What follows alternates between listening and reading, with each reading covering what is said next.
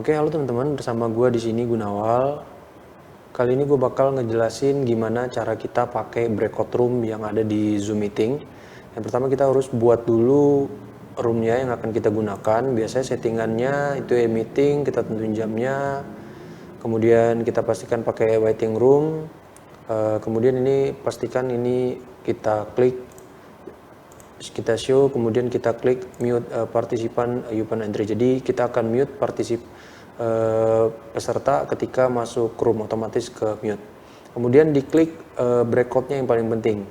Breakout room ini harus diklik, dan untuk munculin menu breakout itu teman-teman harus pastikan, ini kita klik save dulu, harus kita pastikan di menu setting, kemudian di breakout ini kita find aja breakout.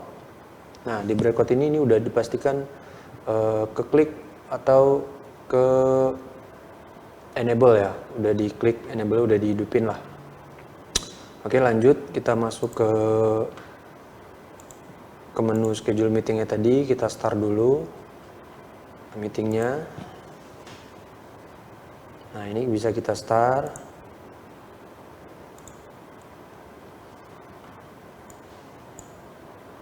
Oke, kita sekarang sudah masuk ya, udah masuk ke roomnya, dan ini ada menu breakout room. Ini menu breakout room ini akan muncul di Zoom apabila sudah kita nyalakan tadi di settingan di web Zoom-nya. Kemudian kita pastikan, karena nanti dipakai buat share screen, ini beberapa peserta bisa buat share screen. Kemudian ini pastikan waiting room-nya menyala, dan kemudian selanjutnya kita coba buat masuk dulu ke Zoom-nya. Oke, nah ini kita udah mau join, kita admit aja pesertanya. Jadi saya join pakai handphone. Sekarang sudah, dan untuk settingannya nih jadi udah ada pesertanya. Nah, kita pastikan peserta itu menggunakan kode di depannya R1, R2 atau room 1, room 2 untuk mengidentifikasi peserta ini yang sudah kita tunjuk mereka mau masuk room mana, dan pastikan mereka juga sudah merename, peserta ini sudah merename namanya sesuai room yang sudah kita tentukan agar memudahkan kita ketika nanti untuk breakout room. Kemudian kita bisa klik menu breakoutnya, nanti akan muncul seperti ini, dan ini adalah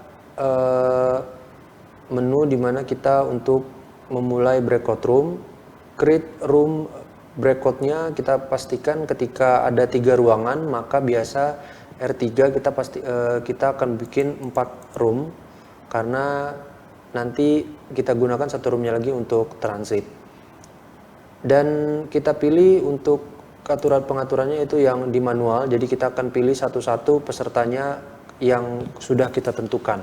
Apabila assign automatic ini, jadi dia akan otomatis random memilih secara acak ke room-room yang udah kita tentukan. Dan ini let's participant choose room ini, partisipan itu, peserta itu bisa memilih room mana yang akan mereka masuk.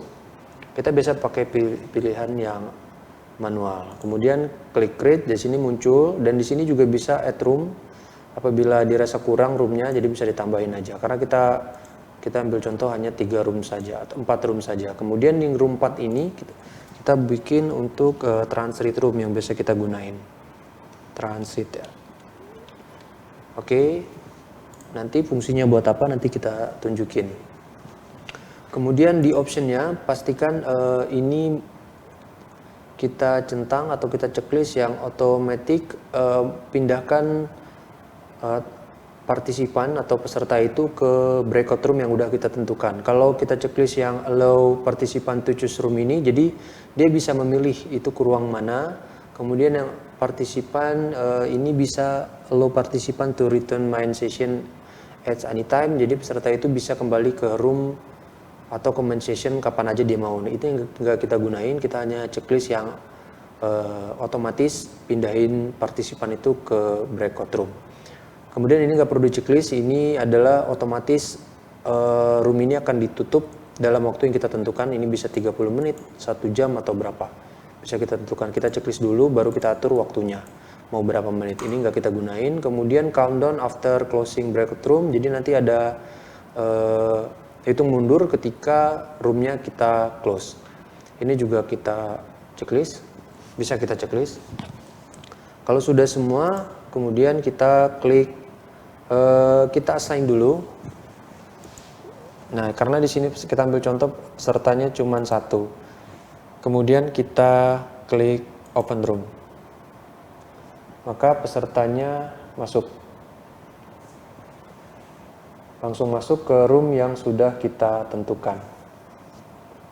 Dan untuk create room ini bisa kita gunakan banyak, bisa kita tambahkan roomnya dengan banyak. Ini udah masuk pesertanya. Dan fungsinya untuk transit ini apabila peserta ini kita pindahkan ke main session atau terputus koneksi. Ini kita coba kita anggap bahwa pesertanya itu putus atau kita pindahkan ke main session. Bentar.